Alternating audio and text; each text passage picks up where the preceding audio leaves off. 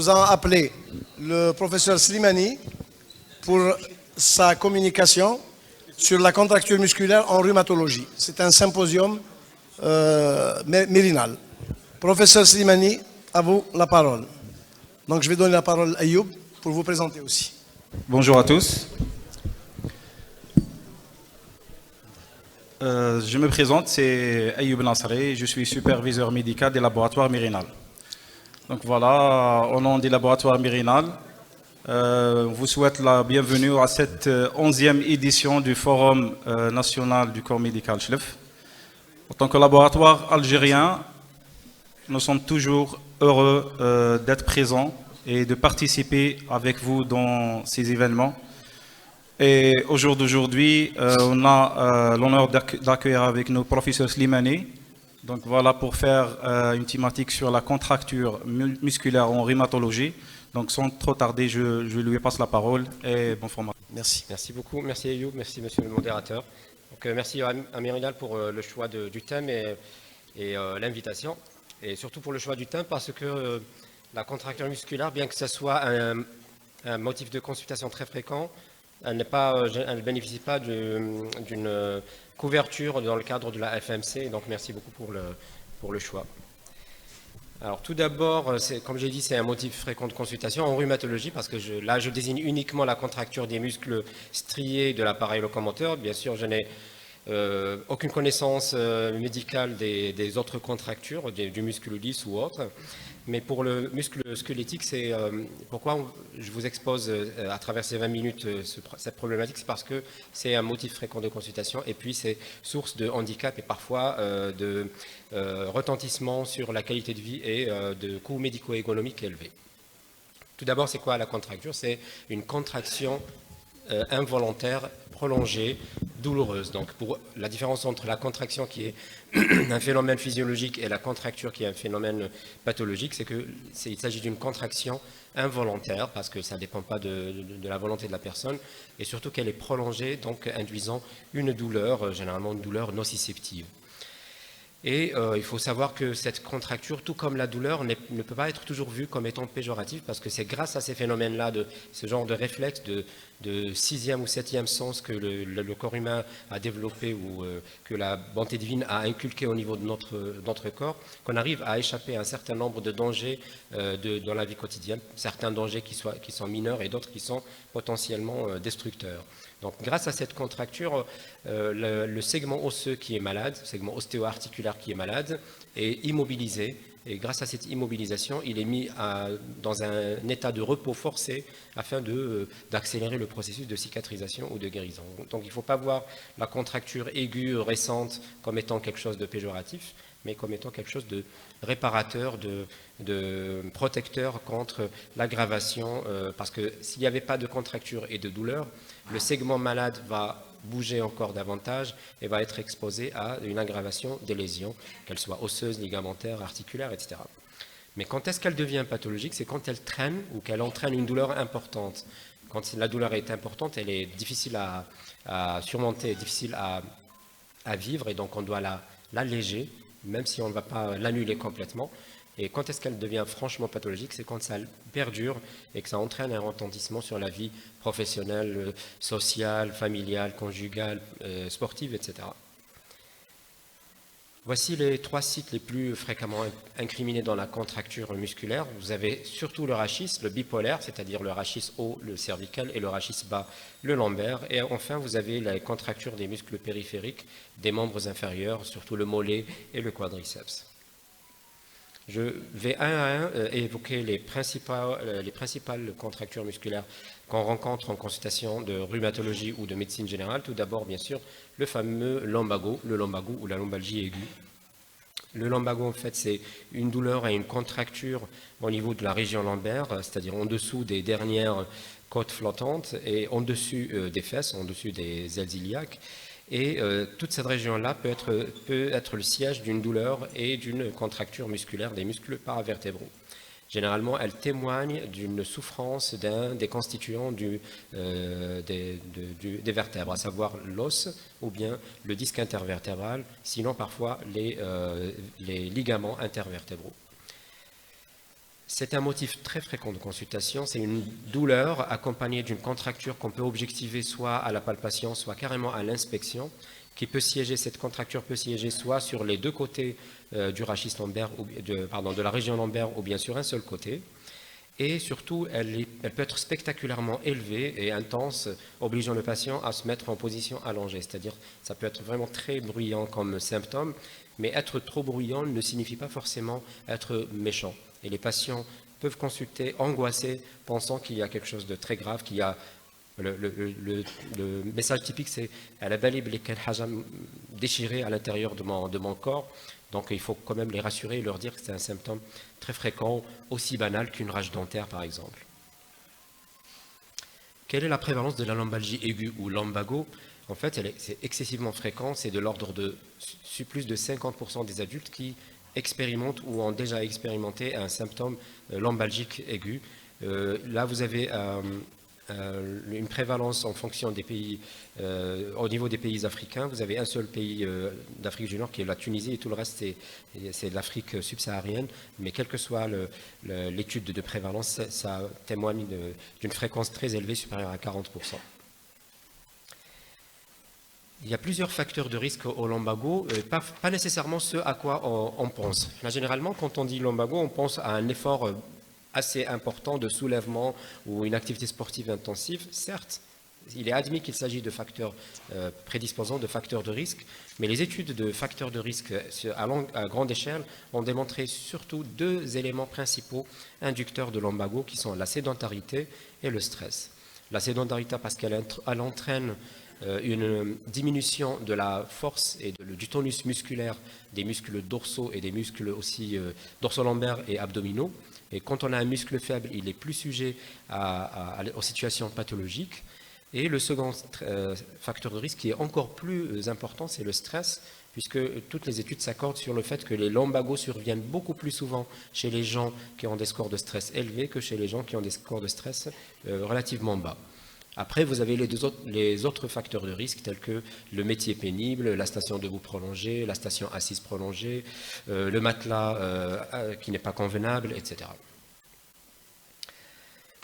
Vous recevez certainement assez souvent des lombalgies chroniques ou plus souvent aiguës, accompagnées d'une contracture musculaire.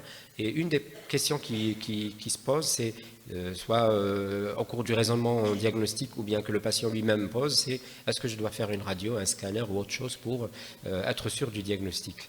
Alors, il est inutile de demander des examens d'imagerie, y compris la radiographie standard, quand on a un lumbago. Le lumbago, par définition, doit être de courte durée, inférieure à 10 jours. Et au cours de ces premiers jours, il est inutile de pousser les investigations afin de détecter la cause exacte. Simplement parce que même si vous demandez toutes les imageries disponibles, dans 70% des cas, elles seront normales. Le lumbago est un dérangement généralement du muscle paravertébral et des structures molles telles que les ligaments, etc. Et tout ça n'est pas très bien visualisable à l'IRM et au scanner. Donc il est inutile de demander des examens complémentaires et le plus important c'est de rassurer le patient puis le traiter.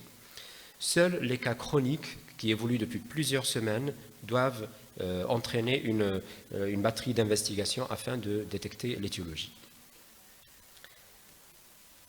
Alors, le diagnostic est purement clinique, donc comme je l'ai dit, une douleur mécanique au niveau de la région lombaire, et souvent la notion d'un facteur déclencheur, un stress important, un métier prédisposant, une station assise prolongée, etc. Et dans l'immense majorité des cas, le patient rapporte des épisodes similaires datant de quelques mois ou quelques années. Si vous avez tous ce syndrome-là, et que l'examen clinique est pauvre, l'examen neurologique des membres inférieurs est normal, il est inutile de demander le moindre examen complémentaire et donc il faut passer directement au traitement. Le traitement repose sur 3 principales classes thérapeutiques. Comme vous avez sur les recommandations de la HAS, vous avez les anti-inflammatoires non stéroïdiens, les antalgiques tels que le paracétamol et la codéine et les décontracturants musculaires. Vous pouvez utiliser ces 3 molécules soit en monothérapie, soit le plus souvent en association. Et il m'arrive très souvent d'associer les 3 classes thérapeutiques entre elles. Par exemple, au sein de la même ordonnance, j'associe un antalgique, un INS avec le décontracturant musculaire. Et ce que j'ai remarqué, c'est que jusqu'à présent, il y a beaucoup de mes confrères qui prescrivent d'autres molécules en dehors de tout ça, à savoir des corticoïdes de courte durée, les solumédrol, le solupred, d'autres qui prescrivent en première intention des antalgiques forts, tels que la prégabaline ou l'amitriptyline, etc., etc. Il n'y a pas d'indication à ces molécules en première intention au moins. Donc en première intention, seul un repos relatif et une ou plusieurs de ces trois classes thérapeutiques qui sont justifiées en prescription de première intention. Un autre élément, regardez en bas, le repos au lit, qui n'est pas obligatoire, bien au contraire, il est à déconseiller le repos absolu. Chez ce genre de personnes, il est conseillé de recourir à un repos relatif, c'est-à-dire éviter le sport, éviter prescrire un arrêt de travail peut-être si le métier est pénible, mais jamais un repos direct au lit pendant plusieurs jours ou plusieurs semaines, parce que c'est néfaste au long terme et ça occasionne de l'amyotrophie supplémentaire. Vous avez ici les recommandations françaises de traitement du lumbago, et vous voyez qu'en première intention, c'est le paracétamol et les anti-inflammatoires non stéroïdiens en première intention, auxquels on peut rajouter en deuxième intention, ou si l'intensité est très élevée, des antalgiques du palier 2. Dans l'immense majorité des lumbagos, on va passer à un état de guérison, mais dans environ 10 à 15% des cas, on peut passer au stade chronique, et là on sort complètement du lumbago et on va plonger vers une autre entité qui est la lombalgie chronique, dont le terrain et les traitements sont complètement différents. Je passe au deuxième volet qui est la cervicalgie aiguë ou torticolis. C'est à peu près la même chose, c'est le lumbago en fait du membre supérieur. Quand vous avez un torticolis, c'est tout à fait l'équivalent d'un lumbago du membre supérieur, c'est-à-dire ça témoigne d'une souffrance d'un segment rachidien avec les muscles qui les entourent, et donc on a certainement un dérangement au niveau d'une des structures du rachis cervical, soit les vertèbres, soit le disque, soit les ligaments, soit les muscles, et ça entraîne une douleur et ça entraîne aussi une contracture, la plupart du temps unilatérale des muscles cervicaux. Ici, par exemple, vous avez une contracture gauche avec une inclinaison assez irréversible, irréductible du rachis cervical. Le torticolis, lui aussi, est un symptôme très fréquent chez l'adulte et le jeune homme, la jeune personne, pardon, et il peut être soit isolé, soit associé à l'équivalent de la sciatique, mais au niveau du membre supérieur, qu'on appelle la névralgie cervico-brachiale. Il faut savoir que devant un torticolis, la première chose, c'est de rechercher l'horaire de la douleur. Si elle est mécanique, ce qui est le cas dans 95% des cas, il ne faut pas demander d'examen complémentaire. Il faut d'emblée traiter le patient. Mais dans 5% des cas, quand on a une douleur d'horaire inflammatoire, c'est-à-dire réveillant le patient la nuit ou bien avec une longue raideur matinale, là, il faut lever le drapeau rouge et demander des explorations dans le sens du diagnostic, de l'élimination des diagnostics méchants, à savoir les infections et les néoplasies. Quels sont les facteurs de risque de survenue du torticolis? Là, par contre, le contexte est un petit peu différent. Ce n'est pas des zones porteuses du corps. Et donc, la plupart du temps, s'il s'agit d'un vice au niveau de la posture qu'adopte la personne, soit pendant le jour ou pendant la nuit. Le vice principal que nous faisons pendant le jour et qui peut induire des crises de torticolis, c'est l'attitude en flexion prolongée du rachis cervical. Quand on est devant le bureau, quand on est devant le téléphone, quand on regarde la télé, on met un oreiller non pas sur tout le dos, mais uniquement sur la tête.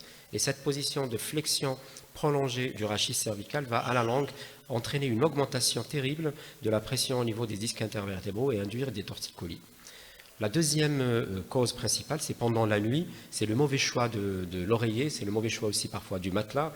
Donc un oreiller trop petit ou trop élevé peut induire une inclinaison pendant 7 ou 8 heures du rachis, une inclinaison latérale par exemple, et ça, c'est pas du tout physiologique, et à la longue, nuit après nuit, ça peut induire des dérangements et des contractures réflexes. Mais jusqu'à présent, la physiopathe propre n'est pas complètement bien élucidée. On ne sait pas réellement si le torticolis est essentiellement d'origine musculaire ou si le muscle ne témoigne que de la souffrance d'une autre structure et qu'il est l'esclave d'un ligament ou bien d'un disque intervertébral. Jusqu'à présent, on n'arrive pas très bien à cerner la chose. Mais il faut faire attention ici, dans le torticolis, il y a certaines formes cliniques qui sont totalement différentes du torticolis commun de l'adulte et qui requièrent une attention particulière et une consultation chez le spécialiste.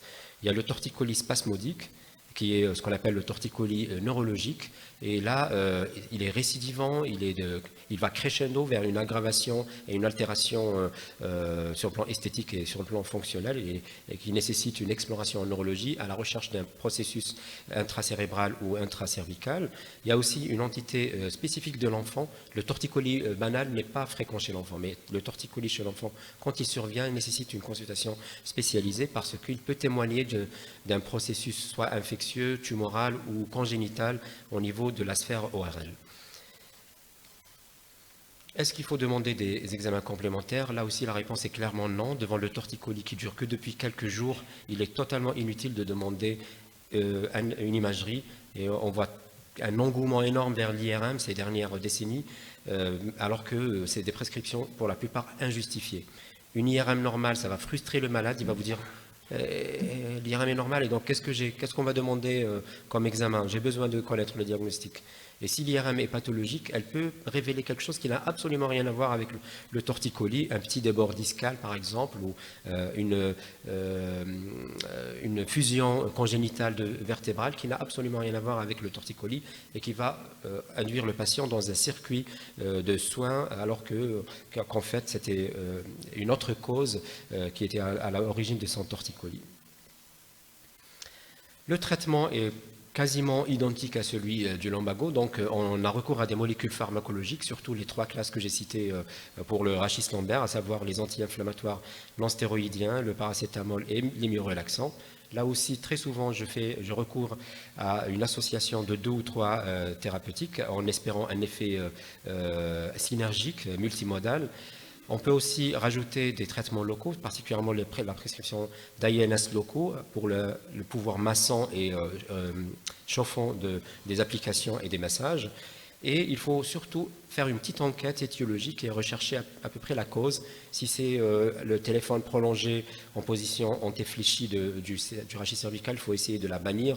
Si c'est un oreiller qui est très mal fait et tout, il faut acheter un oreiller orthopédique plus adapté, etc. Donc il faut toujours régler l'origine du problème quand c'est possible, bien sûr. Alors vous avez vu que les 3 principales thérapeutiques qu'on emploie dans les lumbagos et torticolis, c'est les AINS, les antalgiques et les myorelaxants. Les AINS et les antalgiques, je ne vous apprends absolument rien parce que vous êtes très compétents et vous les prescrivez tous les jours. Par contre, les myorelaxants, le marché des myorelaxants a connu un changement assez profond ces 15 dernières années, puisqu'il y a eu des molécules qui ont disparu de la circulation et d'autres qui ont été mises sur le marché et qui dominent actuellement le marché mondial. Il y a plus de 20 molécules réputées myorelaxantes sur le marché mondial, mais j'ai cité uniquement en deuxième ligne les molécules disponibles en Algérie. Et ce sont des molécules qui ont l'intérêt par rapport aux psychotropes de ne pas induire ou très peu d'effets somnolents et d'effets d'accoutumance. Donc 0 effet d'accoutumance quasiment, et très très peu d'effets somnolents chez 10 à 15% des patients à peu près. Donc ils sont beaucoup mieux tolérés que les myorelaxants neurotropes tels que les neuroleptiques et les antidépresseurs. Les indications principales, c'est ce qu'on a cité tout à l'heure, c'est-à-dire les lumbagos et les torticolis, mais aussi on peut les prescrire dans d'autres situations pathologiques, particulièrement les céphalées psychogènes, les céphalées de tension, et puis aussi la fibromyalgie. Vous connaissez la fibromyalgie, une maladie qui est très difficile à traiter, pour laquelle on a souvent recours à 3 ou 4 classes thérapeutiques en association. Une revue de la littérature récente de la Cochrane a révélé une tolérance parfaitement bonne par rapport aux autres classes myorelaxantes autres que les myorelaxants purs, parce que vous avez les myorelaxants purs et vous avez les myorelaxants psychotropes. Donc en termes d'efficacité, c'est assez comparable, et en termes de tolérance, les myorelaxants sont bien supérieurs. Donc en conclusion, les contractures musculaires douloureuses généralement sont un motif fréquent de consultation pour l'appareil locomoteur. Donc ça peut concerner surtout le rachis, mais ça peut concerner aussi les muscles périphériques. C'est le rachis cervical et le rachis dorsal sous la forme, lombaire sous la forme d'un torticolis ou d'un lumbago qui domine le tableau. Ça concerne et le généraliste et le spécialiste. Le traitement, c'est surtout étiologique. On doit enquêter et améliorer l'ergonomie de la vie. Et après, le traitement pharmacologique est très simple et repose sur la prescription des 3 molécules que je vous ai citées. Et je vous remercie de votre attention.